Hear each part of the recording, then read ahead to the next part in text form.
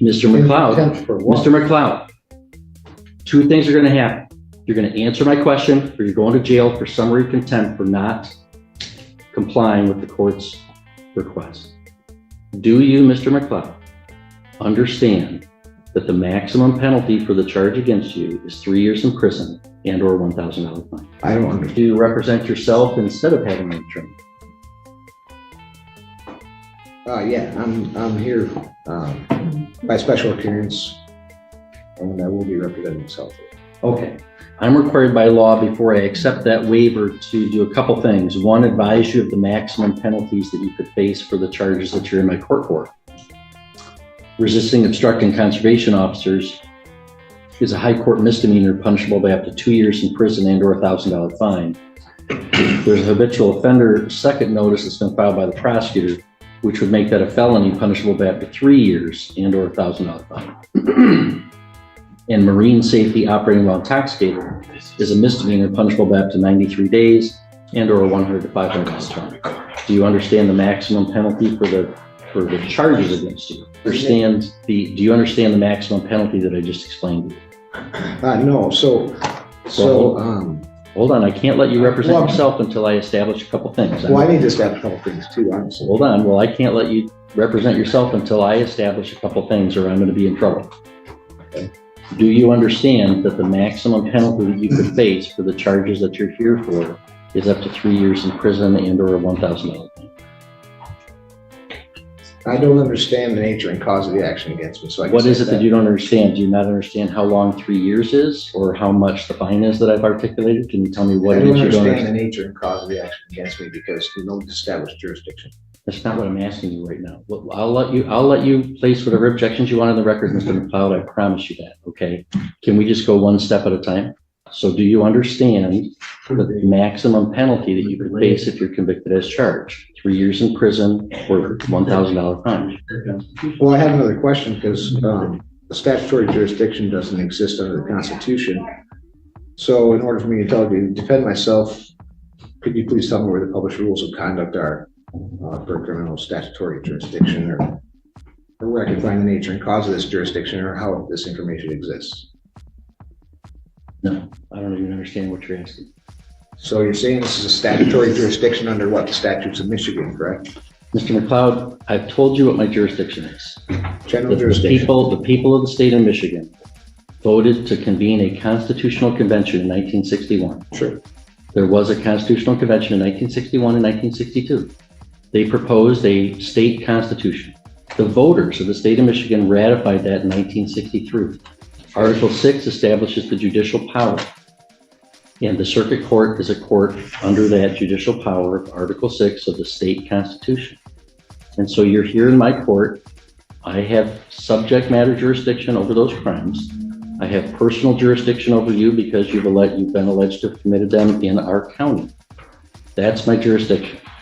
So, Mr. McLeod, you want to represent yourself? Do you understand the maximum penalty that you could face of 3 years in prison and or $1,000 fine? One second. I can see why his attorney withdrew. Oh, shit. Hang on, someone in the prosecutor's office is not muted. I'm going to remove you from the meeting at this time. Oh. Prosecutor's office is generally allowed to attend to observe. They've participated. I'm removing them. Mr. McLeod, do you understand the maximum penalty that you could face? One second. Okay, so in enforcement of mere statutes, judges of all courts do not act judicially and are thus are not protected and qualified by limited immunity. That's Owen versus the city. I just want to state a few things for the record since you're claiming this is a jurisdiction under statutory law. Hang on. Mr. McLeod, can we back it? Look at me for a second. Can we talk here? I challenged subject matter jurisdiction and nothing can go forward until that's addressed. You're saying I did address it and I denied your objection. I have subject matter jurisdiction. Doesn't exist under the Constitution. Your objection is noted. So, Mr. McLeod, do you understand? Let me explain to you. Sure. Sometimes, as I said, people might want to represent themselves, but let's say they have limited intellectual capacity and they don't understand what's established, that they know what's going on. before I can allow them to represent themselves. I'm required to establish, do you comprehend, do you know the maximum penalty that you could face if you're convicted as a result of this charge? 3 years in prison or $1,000 fine. Do you understand that, Mr. McLeod? So I'd like to state for the record that Mr. McLeod, the stop. court can be, Stop, Mr. McLeod. If you don't understand it, I'm going to revoke your right to represent yourself and have an attorney represent you because I can't establish that you know what you're doing. So do you know the maximum penalty that you would face? I've challenged this court's jurisdiction. You haven't established it yet. You said you have a statutory jurisdiction which doesn't exist under the Constitution. I'm trying to figure out where I stand with this. So I can't answer any of your questions until you answer some of mine. That's not how it works. Are you refusing to answer my question? No, I'm Then answer it. Do you understand the maximum penalty that you face for this charge? So judges who become involved in enforcement of Mr. these McLeod, statutes. I have other matters. Mr. McLeod. Involved agency. What's that? You know, I understand you want to object to things, and you're going to be allowed to object to things, okay? Sure. But we have to do things one step at a time. And I do have other cases today. I'm not going to entertain this for like a whole hour. I've got other cases going on. If you want to dig in your heels and just make this real complicated or real difficult, we could do that. And I can hold you in contempt, and you'll go back to a jail cell for a while. No, and then we'll deal with I it. don't wish to be held in contempt. I just wish to exercise my Sixth Amendment right. That's fine. And So before I can let you under, I can before I cite can, laws. I can cite laws that will show you that the exercise of a right can be converted into a crime. I'm trying to understand the nature and cause of the action against me. You're not clarifying it enough to where I can comprehend it, as you say. you comprehend the maximum penalty that you would face. I'm not answering any of those questions until you establish that this is a court of the Constitution, has jurisdiction under these jurisdictions. I established it. I told you. You might think I'm wrong, and you can appeal There's it. no to the such thing as Court a of Appeals. statutory jurisdiction.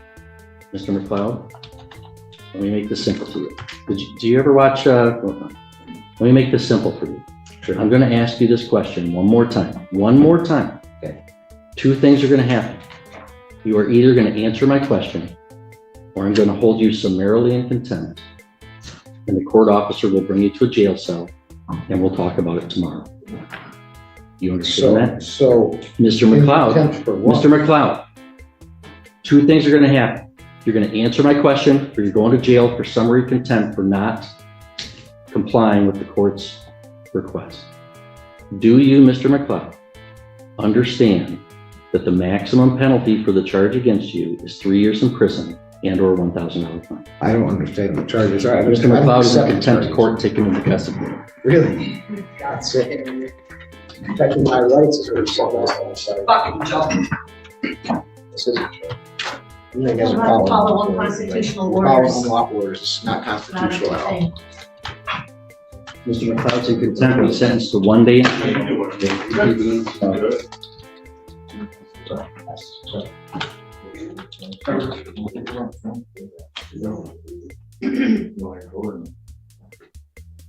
Mr. McLeod, your sentence is 1 day in jail. We'll reconvene tomorrow and get you This is about notice. the Constitution. I did nothing wrong except to question and exercise my rights. The courtroom began with what seemed like a routine hearing, but it quickly turned into a tense confrontation between the judge and the defendant, Mr. McLeod. Facing charges that included resisting and obstructing conservation officers, along with operating a marine vehicle while intoxicated, Mr. McLeod also faced an enhanced penalty because of a habitual offender notice. Before allowing him to represent himself, the judge was legally required to confirm that he understood the charges, the possible penalties, and the risks of waiving his right to an attorney throughout the hearing. The prosecution's position remained focused on moving the case forward under Michigan law. The judge repeatedly explained that the court had constitutional authority and subject matter jurisdiction over the alleged offenses. However, Mr. McLeod repeatedly refused to directly answer the judge's questions. Instead, he argued that the court lacked what he described as statutory jurisdiction and insisted that the nature and cause of the action had not been properly established. One of the most significant moments came when the judge carefully explained that understanding the maximum possible sentence was a legal requirement before self-representation could be approved. Rather than giving a simple yes or no answer, Mr. McLeod continued returning to his jurisdictional arguments. The judge warned him several times that refusing to answer a direct court order could result in contempt. Even after multiple opportunities, Mr. McLeod maintained his position, creating a procedural deadlock. Ultimately, the judge concluded that the defendant was refusing to comply with the court's lawful instructions. As a result, he found Mr. McLeod in summary contempt of court and imposed a one-day jail sentence, stating that the hearing would resume the following day. The contempt ruling was based on the defendant's conduct during the hearing, not on whether he was guilty of the underlying criminal charges, which remain to be decided through the normal legal process. What do you think about this courtroom exchange? Was the judge simply enforcing courtroom procedure, or should the defendant have been given more latitude to present his arguments? Share your thoughts in the comments below.